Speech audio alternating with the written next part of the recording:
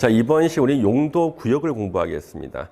우리가 용도 지역 공부하고 용도 지구 공부하고 용도 구역 이제 공부 시작하는데 요 세 개가 가장 기본적인 토지 규제죠. 예. 자, 용도 구역의 종류는 네 가지가 있어요. 개발 제한 구역, 그린벨트라 그러죠. 그다음에 시가화 조정 구역. 시가화라는 것은 도시 거리화되는 것을 시가화, 도시 거리화되는 것을 일정 기간 정지시키는 거예요. 시가화 조정 구역, 수산자원 보호 구역, 바닷가나 강변 주변, 그다음에 도시 자연공원 구역, 도시 지역 안에 주말에 등산 가는 산들, 도시 자연공원 구역입니다. 요 네 가지를 우리 용도 구역이라 그러고요. 이 용도 구역이 어떤 건가? 왜? 용도 구역도 토지용 계획 확인서에 광범위하게 지정된 것이 나옵니다. 가장 흔한 게 개발 제한 구역이죠. 우리가 보통 그린벨트라 그러고요. 이 개발 제한 구역은요, 영국식 제도예요. 영국에서 항공 사진을 찍었더니 도시 외곽에 푸른색 녹지대가 허리띠 모양으로 있다 해서 푸른색 허리띠, 그린벨트라 그랬어요. 그런데 우리나라에서 이거 1971년도에요. 당시 도시계획법을 개정하면서 우리나라가 이것을 이제 그대로 도입을 했습니다. 영국식 제도를요. 그래서 전국의 도시와 도시 사이에 완충지대, 산들 다 개발 제한 구역 지정했어요. 근데 직역을 하면 푸른색 허리띠 약간 촌스럽잖아요. 그래서 우리나라 말로 개발 제한 구역 한 겁니다. 도시와 도시 사이에 완충지대죠. 그렇죠? 현재 이 개발 제한 구역 국토부 장관이 지정할 수도 있고 해제할 수도 있는데 실무적으로는 지정하는 경우는 없죠. 다 해제하고 있어요. 그래서 우리가 다음 시간에 개발 제한 구역만 따로 공부할 거예요. 우리가 워낙 많아요. 개발 제한 구역. 그래서 우리가 토지 투자할 때 이 개발 제한 구역은 반드시 알아야 되거든요. 이것은 다음 시간에 또 자세히 공부하시고요. 일단 여기서는 그 개념만 먼저 설명드렸고, 개발 제한 구역에 대한 특별법이 개발 제한 구역의 지정 및 관리에 관한 특별조치법입니다. 바로 개특법이라 불리고요. 이 법에 따라 규제를 하고 있습니다. 다음 시간 자세히 볼 거고요. 자, 시가화 조정 구역은 국토계획법에 있어요. 시가화, 도시 거리화되는 것을 일정 기간 금지하는 걸 말하고요. 대표적인 데가 영종도 347만 평을 2002년도에 지정했어요. 시가화 조정 구역은 최저 5년에서요. 최장 20년 사이에서 개발을 금지시키는데 규제가 개발 제한 구역보다 더 강해요. 엄청나죠? 근데 흔하지가 않아.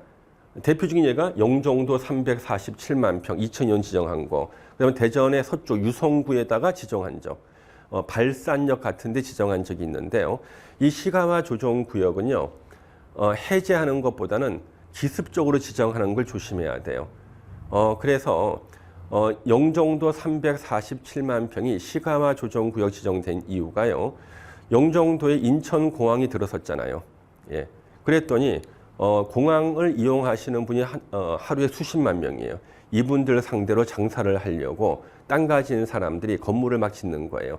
짓는 건물이 제가 좋아하는 건물은 아무도 안 져요. 뭐 도서관, 뭐 독서실, 서점 이런 거 안 짓고 다 여러분이 좋아하실 만한 건물이 있죠. 단란주점, 안마시술소, 노래연습장, 러브홀 이런 것만 짓는 거죠.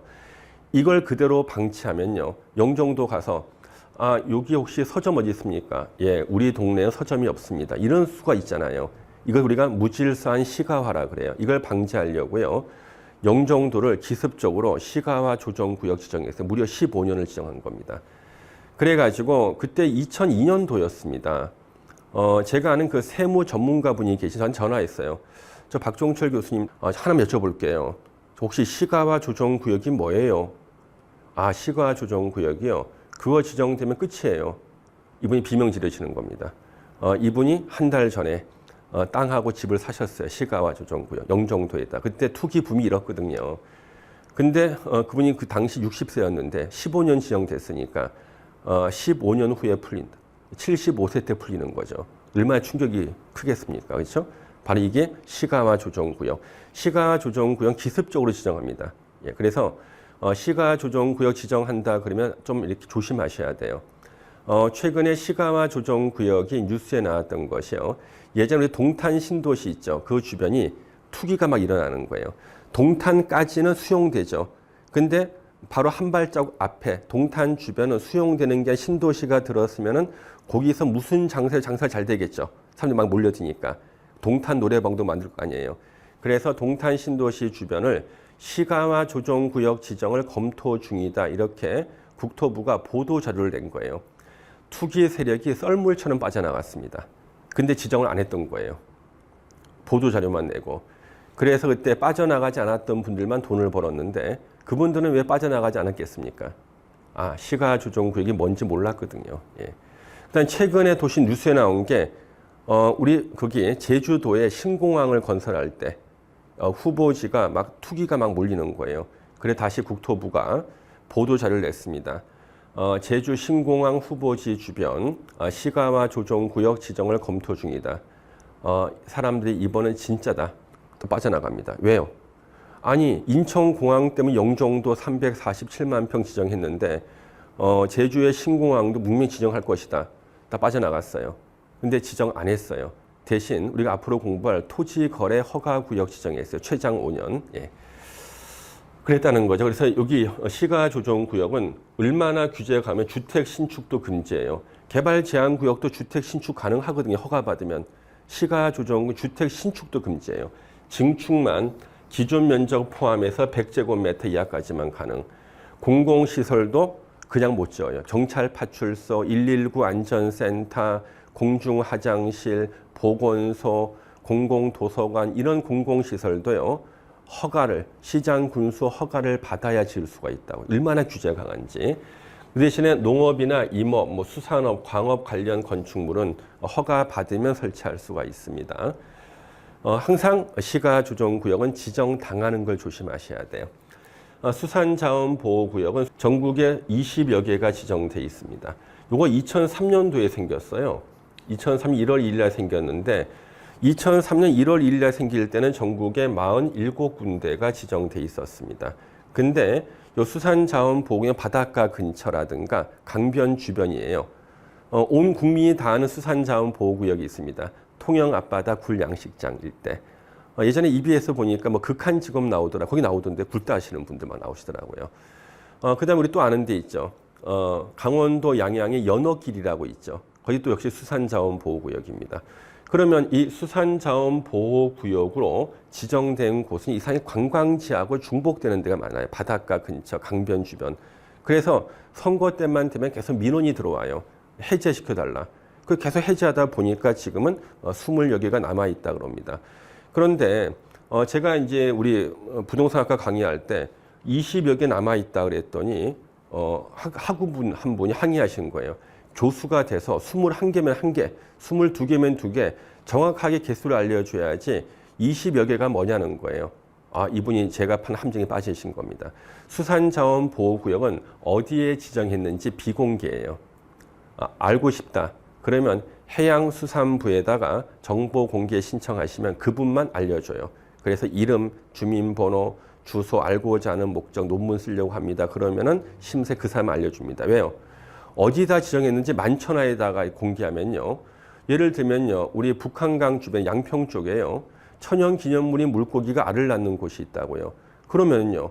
누가 거기 와서 그물만 한번 던지면은 다 멸종하지 않습니까? 그래서 비공개라고요. 그래서 제가 그분한테 이거는 비공개라서 확인을 못했습니다. 이번 학기 리포트를 이걸로 내드리겠습니다. 그래서 정보 공개 신청해서 알아서 저한테 보고해 주세요. 이게 20여 개 지정돼 점점 줄어듭니다. 그렇죠? 수산자원보호구역. 그래 이 수산자원보호구역은 토지이용 계획 확인서에 표시가 안 되는 경우가 많아요. 표시되는 경우도 있고요. 지자체마다 틀려요. 예를 들면은요.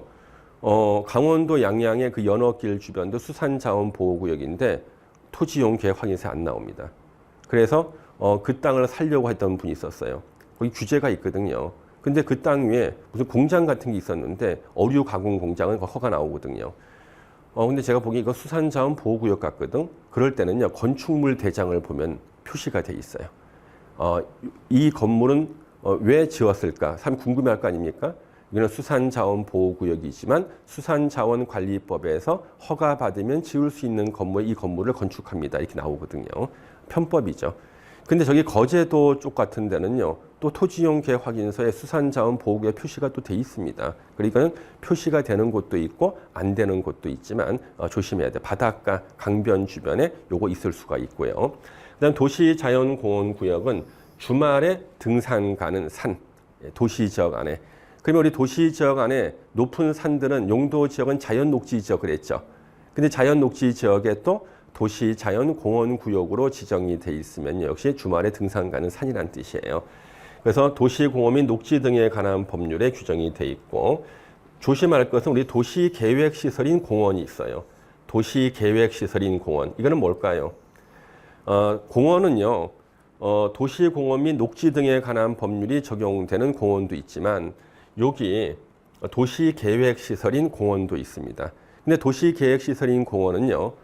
요거는 20년 동안 만약에 공원 부지로 지정하고 20년간 공원 설치 안 하면 요거 실효가 됩니다. 공원 부지에서 풀려버린다고요. 근데 도시자연공원구역은 실효 규정이 없어요. 그래서 전국에 공원 설치한다고 지정해 놓은 그 땅들 있잖아요. 근데 그 땅을 20년 내에 공원 설치 안 하면요. 이거 자동으로 풀립니다. 그래서 처음 지정할 때는 평당 10,000원이었던 땅이 이게 20년 지날 동안 땅값이 평당 한 5천만 원 된 거예요. 공원이니까 몇십 평 규모가 아니라 최소한 1,000평은 되겠죠. 평당 5천만 원이면 이거 500억이죠. 엄청나지 않습니까? 야, 19년 11개월 지났다. 이제 한 달만 더 지나면 이거 풀려서 나 여기다 내 땅에다 마음대로 건물 지을 수 있다. 예. 그런데 이제 그 공원 부지 소유자는 연세가 많으셔가지고 산소호흡기 끼고 있고 자식들은 한 달만 무사히 지나달라고 이제 100일 기도하러 다니는 거죠. 그런데 조심해야 되는 것은요. 보통 여러분들 왜 우리 예전에 여름에 보면은요. 남양 특집 드라마를 합니다. 구미호라는 거 하지 않습니까? 구미호. 오늘 밤만 지나면 사람이 되는데 꼭 그날 밤에 사고가 터지죠. 마찬가지예요.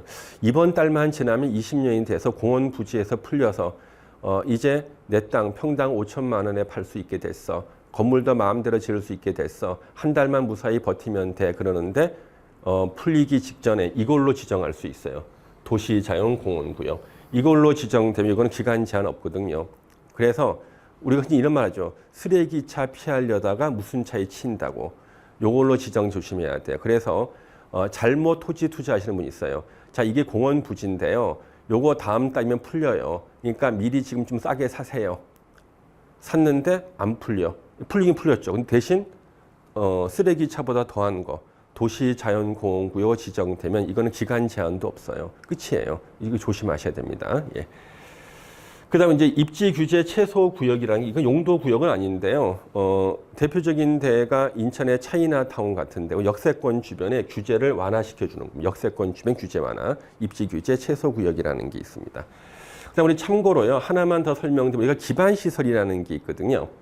교통시설, 공간시설, 유통공급시설, 공공문화체육시설, 방제시설, 보건위생시설, 환경기초시설 총 7개 종류가 있고 종류들이 이렇게 있는데 이 기반 시설은 하나의 메뉴판이에요.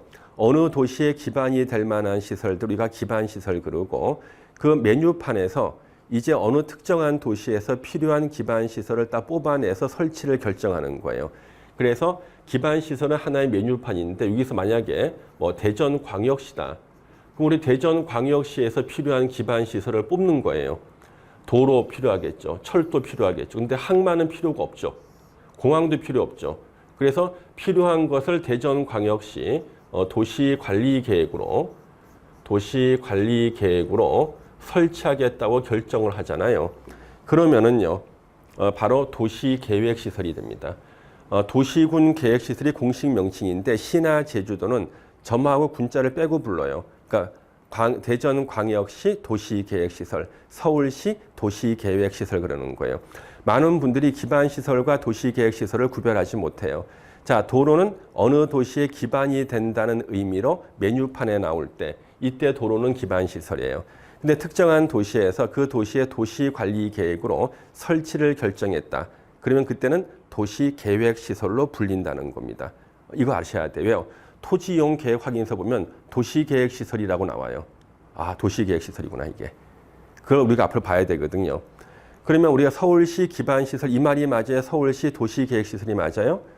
서울시 그랬으니까 도시계획시설 이런 게 다 도시계획시설인 거예요. 그래서 자, 이 도시계획시설은요. 기반시설 중에서 그 도시에서 설치한다고 도시관리계획으로 결정하면 명칭이 도시계획시설로 바뀐다. 그래서 기반시설 메뉴판이고요. 이 메뉴판에 있는 기반시설을 도시관리계획이 불러줘야 돼요. 네가 나의 이름을 불러주기 전에는 나는 기반시설에 지나지 않았다. 불러줘야 됩니다. 예, 이렇게 불러줬을 때는 도시계획시설이 된다는 거. 그래서 토지이용계획 우리 토지 투자할 때 도시계획시설 결정돼 있다 그러면 그 땅은 원칙적으로 사면 안 돼요. 근데 도시계획시설이 풀린다. 그럼 풀릴 수가 있잖아요. 그때는 땅 가치가 올라가는데 풀리더라도 공원일 때는 도시자연공원구역으로 지정돼서 쓰레기차보다 더한 차에 칠 수도 있다. 이런 것을 공부하셔야 되는 겁니다. 그래서 우리 오늘 여기까지 또 공부를 하셨는데 다 중요한 내용들이죠. 이런 것들 공부를 조금 하시잖아요. 이제 땅을 보는 능력이 생기게 되겠습니다. 자, 수고하셨습니다. 감사합니다.